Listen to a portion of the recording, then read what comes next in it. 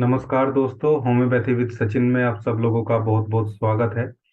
आज हम एक और नई डिजीज पे डिस्कशन करेंगे। आज का जो टॉपिक है वो है प्रोस्टेट ग्लैंड का इन्फ्लामेशन या प्रोस्टेट ग्लैंड की सूजन या प्रोस्टेटाइटिस।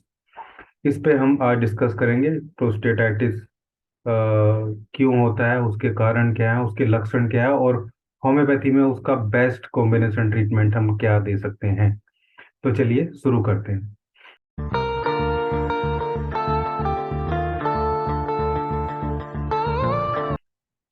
प्रोस्टेट एक बहुत क्रूशियल ऑर्गन है। खास जो मेल है उनका जेनाइटल जो सिस्टम होता है उसका बहुत इंपॉर्टेंट ऑर्गन है। और मतलब रिप्रोडक्टिव सिस्टम का बहुत इंपॉर्टेंट ऑर्गन है। और बहुत छोटे साइज का होता है, वॉलनट के साइज का, लगभग 20 से 25 ग्राम के आसपास इसका वेट होता है। बहुत बड़ा ऑर्गन नहीं है लेकिन बहुत इंपॉर्टेंट फंक्शन है। एक ग्लैंड है ये, इसमें से एक स्पेसिफिक टाइप का सीक्रेशन भी निकलता है जिसको हम सेमाइनल फ्लूइड कहते हैं, जो एक तरीके से स्पर्म को जो है फ्लो कराने में हेल्प करता है। इसकी लोकेशन की अगर बात करें तो ये समझिए कि यूरिनरी ब्लेडर के ठीक नीचे, और यूरेथ्रा जहाँ से स्टार्ट होती है वहाँ यूरेथ्रा को सराउंड करके ये रखता है। और इसलिए इन्फ्लामेशन हो जाने पे बहुत सारे यूरिनेटरी या यूरिनरी सिस्टम से रिलेटेड जो प्रॉब्लम है वो देखने को मिलती है। मतलब यूरिनेशन के टाइम की जो समस्याएं, जो प्रॉब्लम है वो ज़्यादा देखने को मिलती है, जिसमें फीमेल जो मेल है वो बहुत सारी ऐसी प्रॉब्लम को फेस करता है जो जो उसको बहुत इरिटेट करती है, बहुत ज़्यादा पेनफुल भी कई बार होती है। और इसके अलावा ये जो रिप्रोडक्टिव ऑर्गन का भी क्योंकि बहुत इंपॉर्टेंट पार्ट है, तो कहीं ना कहीं ये रिप्रोडक्शन में भी प्रॉब्लम आती है जब इसमें कोई प्रॉब्लम देखने को मिलती है।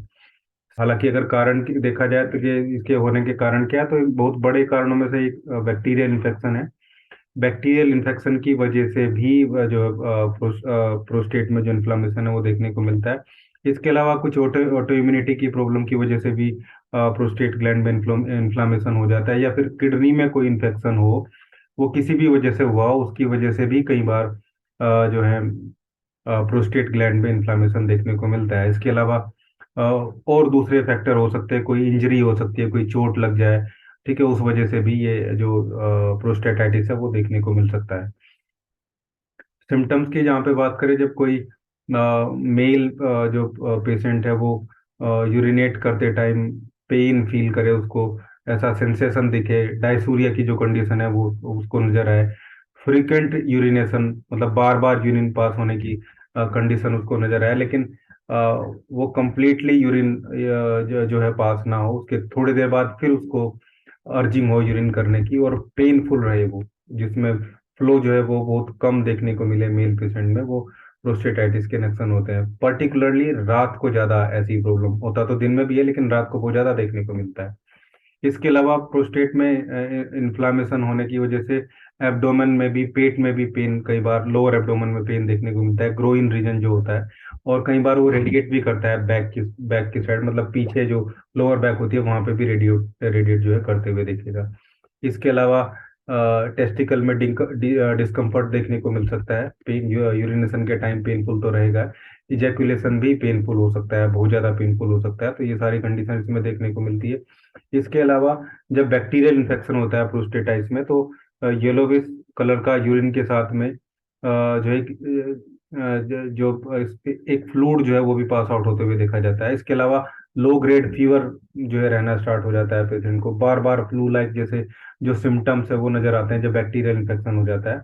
तो ये सारी सिचुएशन को देख के और मैनेज करके या समझ के हम ये आइडिया लगाते हैं कि इस पर्टिकुलर पेशेंट को प्रोस्टेट ग्लैंड का इन्फ्लामेशन है, और जिसकी वजह से ये सारी प्रॉब्लम देखने को मिल रही है। अब क्योंकि प्रोस्टेट ग्लैंड से सेमाइनल फ्लूइड का सीक्रेशन भी हो रहा है, इसके अलावा भी और ऐसे बहुत सारे हार्मोन होते हैं जिनको सीक्रेट करने में प्रोस्टेट ग्लैंड हेल्पफुल होती है। तो ये सारी इतनी सारी प्रॉब्लम हमें देखने को मिलती हैं प्रोस्टेट ग्लैंड में इन्फ्लेमेशन होने से। होम्योपैथी में बहुत अच्छी मेडिसिन है जिसकी हेल्प से हम प्रोस्टेट ग्लैंड के इन्फ्लामेशन को ठीक कर सकते हैं, इन्फेक्शन को ठीक कर सकते हैं, और जो सूजन आ गई है वहाँ पे उसको भी रिड्यूस, बहुत जल्दी ही रिड्यूस कर सकते हैं।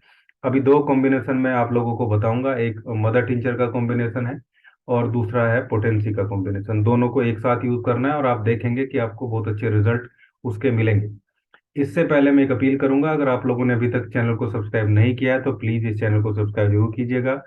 वीडियो को लास्ट तक देखिए और बाद में वीडियो पसंद आने पे वीडियो को लाइक कीजिए और कमेंट जरूर करिएगा। कमेंट सेक्शन में जो जो सजेशन आप लोग मुझे दे रहे हैं, मैं एक एक करके बारी बारी से उन सजेशन पे वीडियो बनाने की कोशिश कर रहा हूँ। धीरे धीरे करके सभी टॉपिक को मैं इंक्लूड कर दूंगा वीडियो में। इसके अलावा वीडियो की लिस्ट में जाके आप बाकी दूसरे वीडियोस भी दे सकते हैं जो आपको सुटेबल लगते हैं कि आपको देखने चाहिए। तो चलिए पहले हम स्टार्ट करते हैं मदर टिंचर के कॉम्बिनेशन से। मदर टिंचर कॉम्बिनेशन में जो फर्स्ट मदर टिंचर है उसका नाम है गैलियम एपरिन। गैलियम एपरिन क्यू, मतलब मदर टिंचर को हमें लेना है, इसको 10 ml ले लेंगे हम। दूसरा जो मदर टिंचर है वो है सबल सेरुलेटा। इस मदर टिंचर को भी हमें 10 ml लेना है। और जो तीसरा मदर टिंचर है वो है सोलिडेगो वेगेरिया। सोलिडेगो को भी हमें 10 ml लेना है। इस तरीके से हमारे पास ये 3 मदर टिंचर हो जाएंगे। तीनों मदर टिंचर को हमें 10-10 ml लेके 30 ml की एक फाइल में इनको कलेक्ट करके रख लेना है। फिर इस कॉम्बिनेशन में से लगभग 20 ड्रॉप दिन में 3 बार, आधे कप थोड़े से गर्म पानी में, थोड़े से गुनगुने पानी में डेली दिन में 3 बार पेशेंट को लेनी है। या आप पेशेंट को दे रहे हैं तो बोलेंगे कि वो दिन में 3 बार इस मेडिसिन को ले।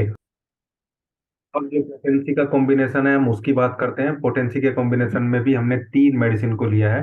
तीनों मेडिसिन में जो सबसे पहली मेडिसिन है वो है कोनियम मैक्युलेटम। कोनियम मैक्युलेटम 200 पोटेंसी में हम लेंगे, मान लो 10 ml हमने ले लिया।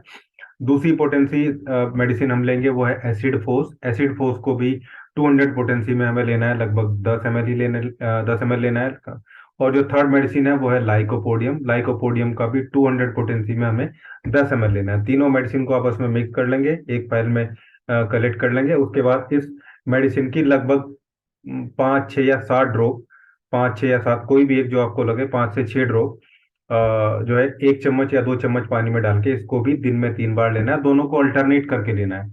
मतलब आप चाहें तो मदर टिंचर के कॉम्बिनेशन को खाना खाने के आधा घंटा पहले ले सकते हैं और पोटेंसी वाले कॉम्बिनेशन को खाना खाने के बाद में ले सकते हैं। आप देखेंगे दोनों कॉम्बिनेशन को चलाएंगे, दोनों कॉम्बिनेशन को चलाने के बाद ही बहुत जल्दी ही पेशेंट को रिलीफ लगना शुरू हो जाएगा। और धीरे धीरे जब कंटिन्यूस मेडिसिन चलेगी 1 महीना से 2 महीने के आसपास उसकी अगर बहुत ज्यादा क्रोनिक कंडीशन नहीं है तो वो ठीक हो जाएगा। बहुत क्रोनिक कंडीशन है तो थोड़ा सा लॉन्ग ड्यूरेशन में 3 महीने के आसपास तक जब मेडिसिन चलेगी तब आप देखेंगे कि वो लगभग ठीक होने की स्थिति में होगा।